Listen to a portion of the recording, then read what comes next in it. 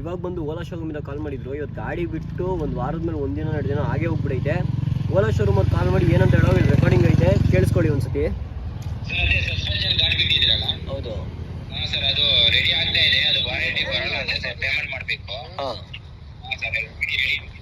ಏನೋ ಪೇಮೆಂಟ್ ಮಾಡಬೇಕು. ಎಷ್ಟು ಪೇಮೆಂಟು? 6,000 ಸರ್. ಮಾಡಬೇಡಿ ಬಿಡಿ ಗಾಡಿ.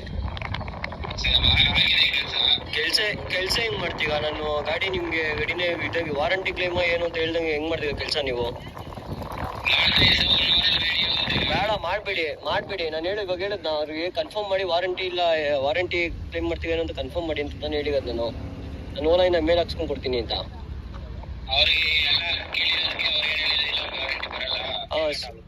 ಹೌದು, ಹಂಗೆ ಮಾಡಬೇಡಿ ಬಿಡಿ. ನಾನು ಮಾಡಿಸ್ಕೊಂಡು ಓಲಾಯಿಂದ ಮೇಲ್ ಹಾಕ್ಸ್ತೀನಿ, ಆಮೇಲೆ ಮಾಡಿವಂತೆ. ಮಾಡಬೇಡಿ ಬಿಡಿ.